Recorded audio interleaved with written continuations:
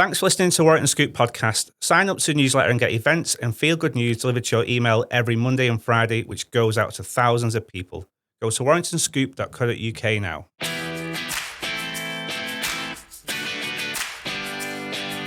It's been a whole year since the first episode of this podcast and 2 years since the newsletter was first released. I met my friend in the gym and I was like, mate, I need a new business idea. And we said, right, let's start something based around Warrington. That's Mike Payton, the local lad who was fed up with all the negative things being said about Warrington, so much so that he created the Warrington Scoop newsletter, and after a bit of prodding from me, this podcast. Welcome to the Warrington Scoop. I'm Charles, and this is the podcast that highlights the people, events, and stories of the Cheshire town of Warrington.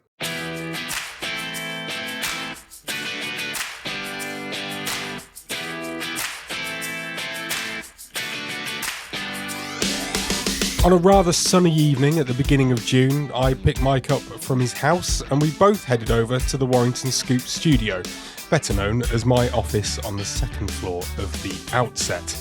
We've been friends for a while and have made this podcast together for the last 12 months, but this time I'm turning the tables on Mike and putting him in the hot seat. Hi, mate. Hello mate, you okay? Yeah, you? Good, thank you. So you feeling comfortable about me interviewing you? It's fine, yeah. Yeah? I'm used to it now. You're used to it? I've done, well, the first podcast I was like, oh God, but now, I don't know. I don't like the sound of my own voice, but no, I don't mind it now. That's I why just you crack on with it. That's why you do a newsletter, right? Yeah, Nobody so I can has to just hear. type and no one has to listen to me, yeah. Not long after that, we arrived at the studio and settled down to do the actual interview properly. I started by asking Mike to start at the very beginning. Like, why did he set up the newsletter in the first place? I used to run a load of websites. Think of it as like a portfolio of houses that a property guy has. I had that, but it was websites. So I would build websites, rank them on Google, make money off them, that sort of thing.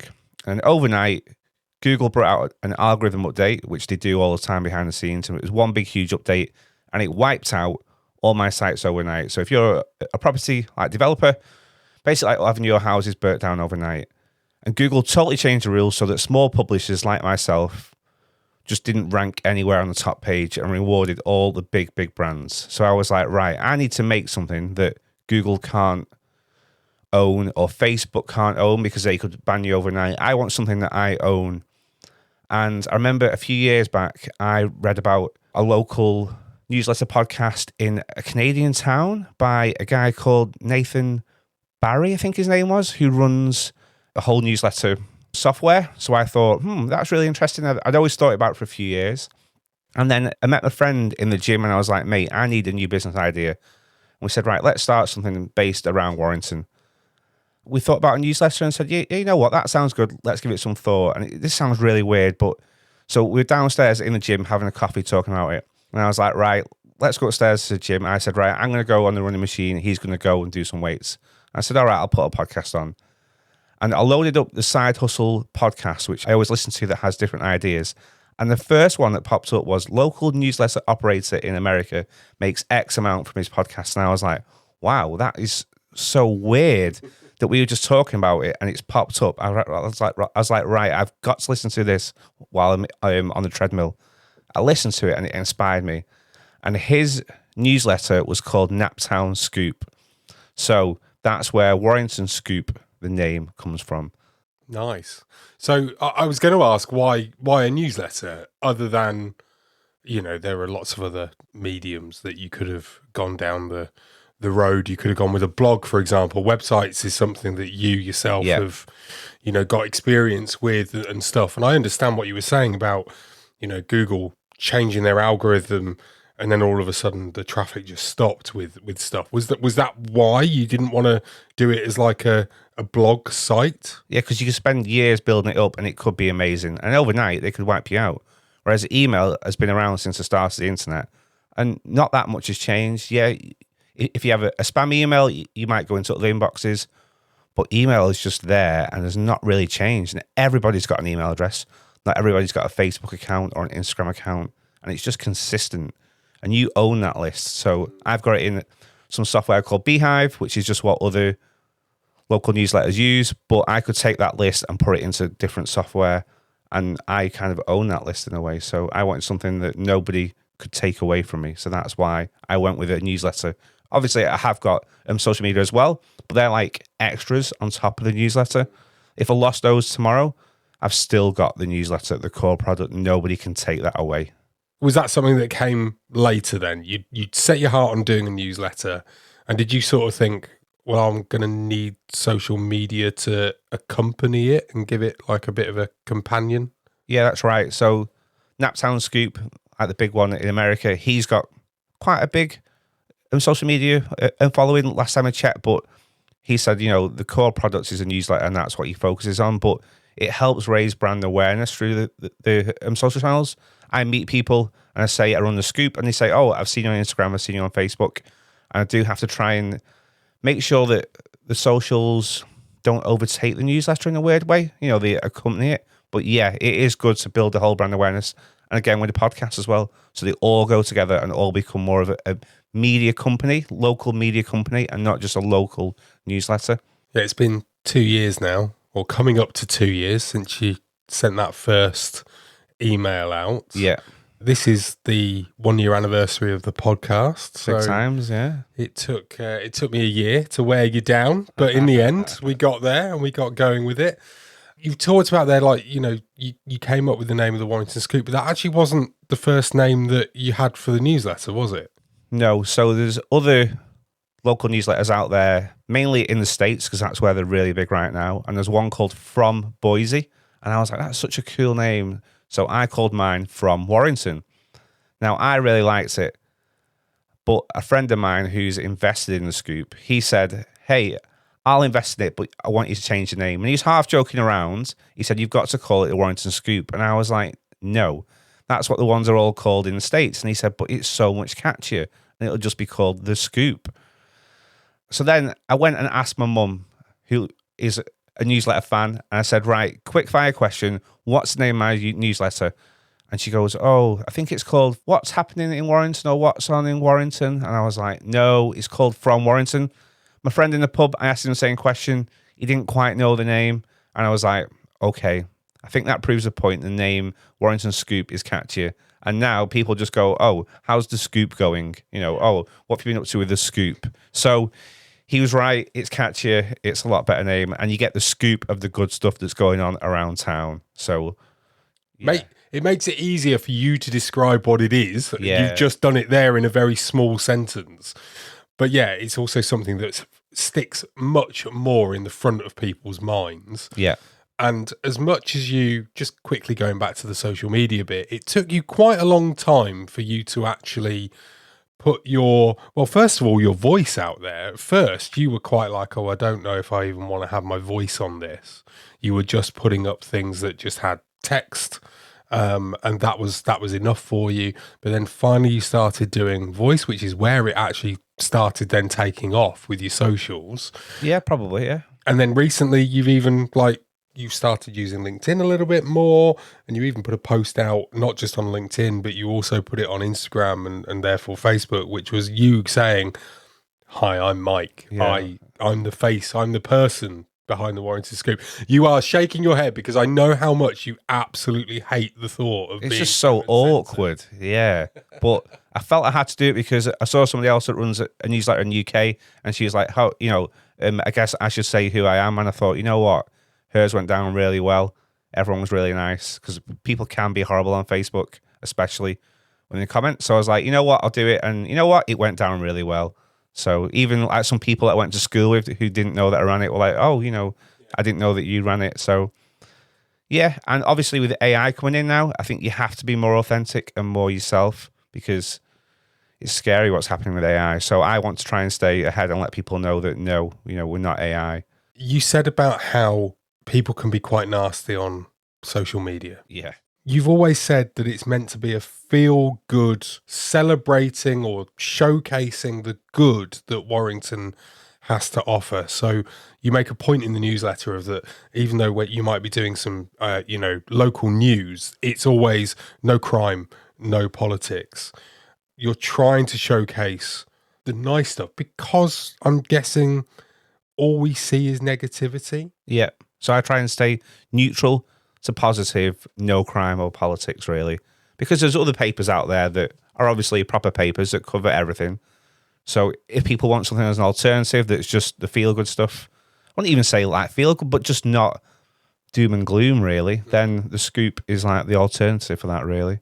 Do you think then that you're almost, without necessarily meaning to be, are you on a little bit of a mission to essentially show that Warrington is good and that the positives outweigh any of the negatives?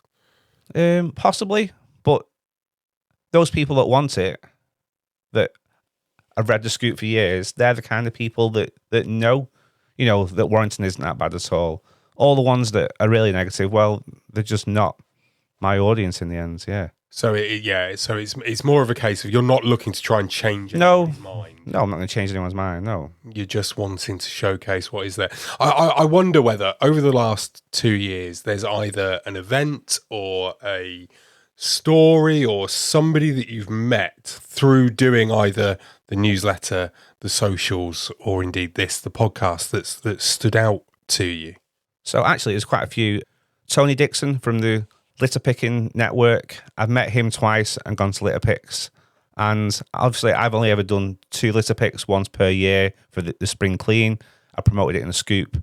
But like Tony and the other people behind it, they're out there every week doing these litter picks. And it's absolutely like, the work they put in, like obviously it's all for free to look after the town. If they didn't do that, like I follow them on the socials and they post up every day of all the bags they picked up. If they weren't there doing that sort of stuff, they're the real local heroes that, obviously they did win the King's Award. And then Lunar New Year that took place last year, because obviously we've got a lot of Hong Kong residents. Yeah. The people that ran that reached out to me and asked me to sort of meet them at the New Year event. And they showed me around all their traditions. And I got interviewed by like their social team. And that was really good, because they're really behind Warrington. Mm-hmm.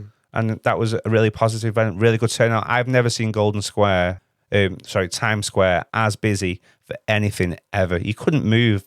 And then also through doing the Scoop, I've met loads of people at business networking events who all back the town in what they do. There was like some talks that I've heard, of people saying why Warrington. I met one guy at a networking event who talks about how we've almost got Warrington East Airport and Warrington West Airport because each one is only 25 minutes outside. If you go to Rome or Barcelona or somewhere, the airports are all that far out. So in terms of airports... You're meaning Manchester and Liverpool? Yeah, Manchester and Liverpool. Yeah. We've got the M6 going up and down, M62, 56. If you want to go to the beach, you can be there in half an hour if you wanted. If you want to go to Wales, Peak District, Yorkshire, Lake District, train to London, like it's... the centre of the earth, not centre of the earth, centre of the UK, really, in terms of if you moved it, like it could be with where it is and close to everywhere. Yeah. So I've met people, that have moved here or put their business here because of where it is. So we've got over 14,000 now signed up to the Scoop newsletter. 14,816 when I looked this morning. Wowzers. 6% of the town, just got to get that in. Nice. Probably 6.5% now. Yeah. I mean, that's an amazing number. Thank you. I think that's absolutely fantastic. I know you're somebody that's never happy about how many that is. You always want more. I don't, that's not negative. I think that's great. You're always looking to get more and more people signed up to it. For anybody that hasn't seen it, just in case, because, they might not be, they might be listening to the podcast but having never actually seen an email.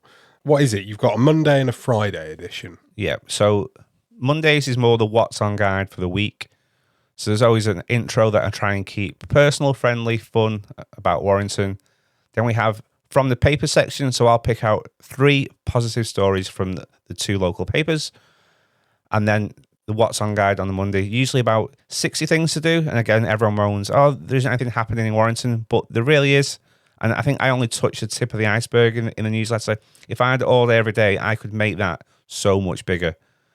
And then a bit of trivia, a house of the week, that kind of thing. And then like Fridays is more just a bit of everything. So a bit of like food and drink news, so any new openings in restaurants, a shout out section, like a charity event is taking place. We have Warrington Wordle, which is always the most clicked thing on the Friday newsletter. People love it. And I always say, right, let me know how you've got on by replying to this email. And I get the same people replying each week and new people each week. People love it. And I reply to everyone's email personally. So that's more of a fun email. And I also put the social media posts sometimes into the newsletter and kind of link them all together and that kind of thing. Nice. So first 2 years are done. Yeah. In that time, you've grown your newsletter, the socials, this podcast. Yes. What's your aims, or what do you hope to get done in the next 12 months? The goal has always been to have 25,000 people on a newsletter, which will be over 10% of Warrington. Like, that's when I feel it'll be really big. Carry on with the socials alongside. I don't feel as much pressure with those. Just tick those over. But the main focus is on the newsletter. You're going to take a slightly different direction with the podcast, and we're doing that, aren't we? More of a guest feature as well. Yeah, from now on, I mean, this is basically the first of the new format, if you like. We've done away with putting the event guide in, mainly because it's in the newsletter already. So if you want your events guide and you want it to be more up to date as well, then make sure you're signed up to the newsletter for that. And yeah, basically what I want to do with the podcast is to speak to more people that are doing stuff in the town. So it might be somebody like you mentioned, Tony, before, from the litter picking. Yeah. I'm going to be looking for local historians, or maybe you're an author from the town, a musician. Just the other day in town in the old fish market, we had the Warrington Music Festival that was fantastic. But, it just shows how much amazing stuff is going on in our town. And that's what I want the podcast to be. So if you're somebody with a bit of a story to tell about what you do in Warrington, whether it's something good or something interesting, something different, then I'd love to have a chat with you for the podcast. Mike will come along too, because he likes coming and watching me work.